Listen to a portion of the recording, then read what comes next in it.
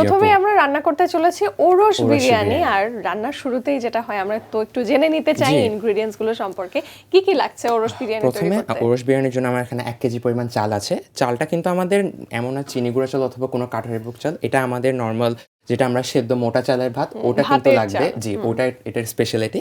এখানে আছে আমার 1 কেজি পরিমাণ গরুর মাংস। তারপর এখানে আমি কিছু আলু কিউব করে কেটে নিয়েছি। এরপর এখানে আছে স্বাদ মতো লবণ, এখানে আছে 10-12টার মতো কাঁচামরিচ, 1 কাপের মতো পেঁয়াজ কুচি করে কাটা। এরপর আরেকটা হচ্ছে ইনগ্রেডিয়েন্টস, সেটা হচ্ছে এই বিরিয়ানির স্পেশালিটি, সেটা হচ্ছে ডাবলি বুট। এটাও আমি আগে থেকে ভিজিয়ে এখানে রেখেছি। এরপর এখানে আছে আমার কাছে সরিষা বাটা, এটা দিব আমি 1 টেবিল চামচ। এখানে আছে আমার হলুদ গুঁড়ো 1 চা চামচের মতো দিব। লাল মরিচ আছে এখানে আমার 1 টেবিল চামচ। এখানে হচ্ছে আমার রসুন বাটা, সেটা আমি দেবো 1 টেবিল চামচ। এখানে আছে আমার নারকেল বাটা, ফ্রেশ নারকেল বাটা আমি খুব সুন্দর করে বেটে নিয়েছি, এটা আছে 1 টেবিল চামচ। এখানে আছে আমার ধনিয়া গুঁড়া, সেটা হচ্ছে 1 চা চামচ দিব। এখানে আছে আমার 1.5 টেবিল চামচ আদা বাটা দিব। এবার এখানে আছে আমি জিরা গুঁড়ো, সেটা আমি 1.5 চা চামচ দিব। সাথে আমার এখানে কিছু বাদাম বাটা আছে, আমি 1 টেবিল চামচ বাদাম বাটা নিয়েছি। এরপর এখানে হচ্ছে কিছু গরম মশলা, আস্ত গরম মশলা। এরপর আরেকটা হচ্ছে স্পেশাল যেটা মশলা ওরস বিরিয়ানির জন্য, সেখানে আমি একটা মশলা রেডি করে নিব। এখানে আমার একটা দারচিনি আছে, কয়েকটা এলাচ 10-12টার মতো, জয়ত্রী। এরপর এখানে আছে জিরা, আস্ত জিরা আমি এখানে 1 চা চামচের মতো নিয়েছি। এবার কিছু কাবাব চিনি আমি 10-12টা কাবাব চিনি নিয়েছি, এবং এখানে আছে জায়ফল। ওকে, এবার ইন্টারেস্টিং একটা জিনিস আমি দর্শকদেরকে দেখাতে চাই। কাবাব চিনি, দর্শক দেখতে অনেকটা লবঙ্গর মতো, আসলে লবঙ্গ না, ভালো করে দেখতে পাবেন এখানে। আচ্ছা, মানে ওয়াই এটার নাম কাবাব চিনি এবং এটার মানে সোলো টেস্টটা কেমন? এটা সোলো টেস্টটা অনেকটা একটু সুগার, যেহেতু যেমন আমরা দারচিনি বলি, এটা কাইন্ড অফ এটার মতো কাবাব চিনি, এটাকে একটু কাবাব চিনি বলে। এবং এটা স্পেশালি মাংসে আমরা এটা খুব ইউজ করি, এবং কালো ভুনা যেমন অন্যান্য চিটাং ট্রেডিশন খাবার থাকে, এটাতে অনেক বেশি ইউজ হয়। এটা মাংসের কালারটাকে খুব বেশি সুন্দর করে, যার কারণে কাবাব চিনিটা ইউজ করা। ওকে, আমরা তাহলে প্রসেসে চলে যাই কিভাবে করছি। এখানে আছে আমার 1 কেজি চাল, সেটা আমি আগে থেকে ভিজিয়ে ধুয়ে নিয়েছি হাফ অ্যান আওয়ারের জন্য। এরপর চালটা প্রসেস হয়ে গেলে আমি এখানে মাংসের প্রিপারেশনে চলে যাব। ঠিক আছে। মাংসের প্রিপারেশনের জন্য আমার এখানে আছে 1 কেজি পরিমাণ মাংস, সেটা সলিড হাড্ডি মিক্স করে আমি এটা নিয়েছি। এখানে আছে আমি 1 টেবিল চামচের মতো এখানে রসুন বাটা দিব। এরপর এখানে আছে আমার আদা বাটা, আমি এখানে 1.5 টেবিল চামচের মতো আদা বাটা দিব। কারণ দর্শক আমরা জানি রেড মিটের যে কোনো প্রিপারেশনে রসুন আদার পরিমাণটা বেশি থাকে, এবং যে পরিমাণ রসুন নেওয়া হয় তার থেকে প্রায় অন্তত পক্ষে 1.5 গুণ বেশি দিতে হয় আদা বাটা। জি।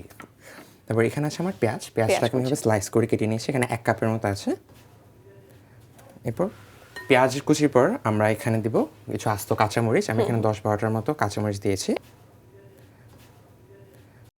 মরিচের গুঁড়ো, লাল মরিচ গুঁড়ো এখানে আমি 1 টেবিল চামচের মতো লাল মরিচ গুঁড়ো দিব। আসলে আমি যেটা দেখেছি দক্ষিণ পূর্ববঙ্গের মানুষরা বোধহয় ঝাল খেতে খুবই ভালোবাসে। জি, আর যেহেতু মাংসের আইটেম একটু ঝাল ঝাল না হলেও হয় না, খেতে ভালো লাগে। এরপর আমার এখানে আছে হলুদ গুঁড়ো, আমি এখানে 1 চা চামচের মতো হলুদ গুঁড়ো দিব। ওকে। এরপর আমার এখানে আছে ধনিয়া গুঁড়োটা আমি সেম 1 চা চামচ দিলাম। এরপর এখানে আছে আমার জিরা গুঁড়োটা আমি একটু পরিমাণ বেশি দেবো, 1.5 চা চামচের মতো দিব। এরপর এখানে আমার কিছু আছে আস্ত গরম মশলা, এখানে আছে আমি তেজপাতা, জাস্ট সামান্য কিছু এলাচ, দারচিনি আর লবঙ্গ, এগুলো দিয়ে দিলাম। জি। এরপর আমি কিছু বাদাম বাটা দিব, এখানে আছে আমার 1 টেবিল চামচের মতো বাদাম বাটা। এরপর পরে আমি এখানে সরিষা বাটাটা দিয়ে দিব, এটাও সমপরিমাণ বাদাম বাটা, বাহারি মশলা। জি, একদম পুরো। নারকেল বাটাটাও সেম দিয়ে দিলাম। এরপর স্বাদ অনুযায়ী আমি লবণটা দিয়ে দিব।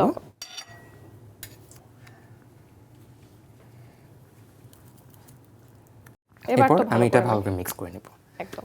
এর আগে আমি এখানে কিছুটা তেল দিব, তেল দিলে মশলাটা ভালো করে মিক্স হবে আর কি। এখানে আমি হাফ কাপের মতো তেল দিয়ে দিব। দর্শক, যেহেতু রিচ ফুড, তেল দেওয়ার প্রবণতাটাও একটু বেশি থাকবে, খুবই স্বাভাবিক। এবং চট্টগ্রামের রান্না, তারপরে ওরস বিরিয়ানি, তেলটা আমরা একটু বেশি দিব।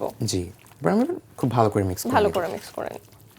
এরপর আমি এখানে মশলাটা ভালো করে গুঁড়ো করে নিব। এটা এটা হচ্ছে আমাদের না টেলে গুঁড়ো করতে হবে। আচ্ছা। ওকে, তাহলে আমি গুঁড়ো করে নেব।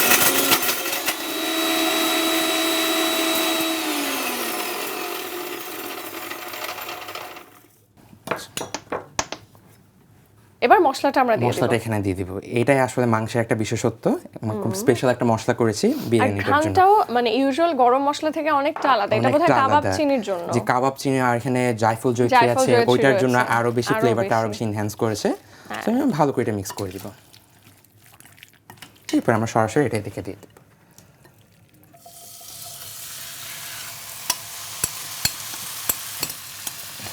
এবং এটাতে কিছু সামান্যটা পানি দিয়ে আমি পুরো মশলাটা ভালো করে দিয়ে দিচ্ছি। মানে আমি প্রায় 1 কাপের মতো পানি দিচ্ছি। এবং যে মশলাটা লেগে আছে জি, আমরা আসলে ওটাও ওয়েস্ট করব না, একসাথে হ্যাঁ একসাথে একদম মিলিয়ে পুরো। আসলে এই ছোটখাটো কাজগুলো কিন্তু আম্মুর কাছ থেকে শেখা। আম্মুরা যখন মশলাটা এভাবে রেডি করতো তখন কি করতো, মানে এইভাবে ঝোলটা দিয়ে দিত, অনেক সময় হাতের মধ্যে পানিটা ওভাবে দিত। এরপর আমি এটা কিছুক্ষণ এভাবে 5-6 মিনিটের মতো এভাবে হালকা একটু কষিয়ে নেব। এরপর আমি ঢাকনা দিয়ে ঢেকে দেবো। আমরা ঢেকে কতক্ষণ রান্না এটা করব? আমি 15 মিনিটের মতো রাখবো। ঠিক আছে। আমরা মাংস রান্না করতে আলুটা একটু প্রিপেয়ার করে নিই। এটার মধ্যে আমি সামান্য একটু লবণ, যে সামান্য, এরপর একটু হলুদের গুঁড়ো দিয়ে আমি আলুটা একটু ভেজে নেব। মাংস রান্না হতে আমি আলুটা একটু হালকা ভেজে নেব। সামান্য একটু এপিট ওপিট করে ভেজে নেব। এখানে সেদ্ধ হওয়ার কোনো দরকার নেই, কারণ আমরা যেহেতু এটা রান্না করব চালের সাথে, এটা তখন মাংস হালকা একটু সোনালী রংটা যেন আসে, দেখতে খুবই ভালো লাগে এবং সাইড একটা কোটিং পড়ে থাকে। এক্স্যাক্টলি। আমাদের আলুটা ভাজা শেষ। আমরা তো আলুটা নামিয়ে ফেলেছি, 15 মিনিটও এদিকে শেষ। আমাদের মাংসটাও রেডি। মাংসটা খুব সুন্দর ছেলে কালারটা চলে এসেছে। হ্যাঁ, এরপর চুলাটা অফ করে দিলাম। এবার কি করব আমরা? আমি এখানে 1.5 কাপ মতো গরম পানি দিব। গরম পানিটা দেওয়ার কারণ হচ্ছে যাতে মাংসটা খুব সুন্দর করে সেদ্ধ হয়ে যায় এবং রান্নাটা যেন চালু থাকে। আমি এখানে 1.5 কাপের মতো গরম পানি দিয়ে দিয়েছি। এবার আমি গরম পানিটা দেওয়ার পরে আমি ভালো করে এটা মিশিয়ে নিলাম। এরপর আমরা আঁচটাকে একদম লো করে দিব। আমি ঢাকনা দিয়ে ঢেকে এটা প্রায় ঘন্টা খানিকের মতো রান্না করব। এতে করে মাংসটা একদম পুরো সফট হয়ে যাবে এবং পুরোপুরি কুক হয়ে যাবে। দর্শক, মোটামুটি 1 ঘন্টা আমরা একেবারে অল্প আঁচে রান্না করেছি এবং দমে রাখা ছিল মাংসটা। এবার একটু দেখে নিতে চাই। আমি উপর থেকে বুঝতে পারছি ঝোলটা অনেকটা কমে গেছে, কালারটা খুব সুন্দর দুর্দান্ত এসেছে এবং খুব সুন্দর তেলও ভেসে উঠেছে, যেটা আমরা চাচ্ছিলাম। কষানোটা একদম পারফেক্ট।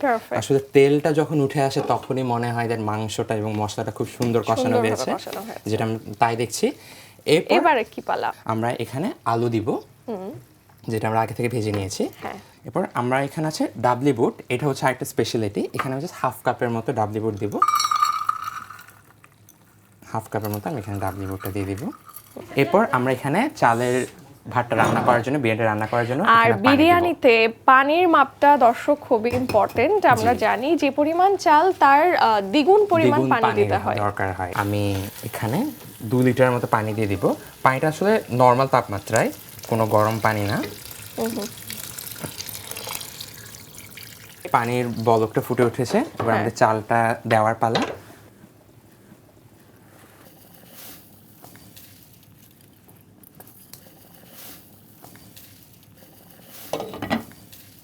আমরা যে ফাইনালি ঢেকে রাখছি, এবার আমরা কতক্ষণ অপেক্ষা করব? আমরা এটা হচ্ছে ফাইনালি ঢেকে রেখে প্রায় 30 মিনিটের মতো রান্না করব, একদম আঁচটা লো করে দিয়ে। দর্শক, আমরা রান্না করছিলাম ওরস বিরিয়ানি। আমি ঘ্রাণ পাচ্ছি, বোধহয় রান্নাটা শেষ। কি আপডেট দেখব?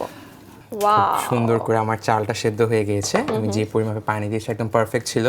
আলুটাও একদম সেদ্ধ হয়ে গেছে, আমাদের ডালটাও সেদ্ধ হয়ে গেছে এবং আমাদের ওরসের বিরিয়ানিটা একদম রেডি। এরপর আমি পরিবেশন করব। আপু, তৈরি হয়ে গেল আমার চট্টগ্রামের বিখ্যাত ওরসের biryani. Thank you so much. দর্শক দেখলেন, যদিও কিছুটা সময় লাগে এটা রান্না করতে, তবে সুস্বাদু যে কোনো খাবারের জন্য তো একটুখানি অপেক্ষা করাই যায়। আমাদের তৈরি হয়ে গেল আজকের আয়োজনের প্রথম রেসিপি ওরস বিরিয়ানি।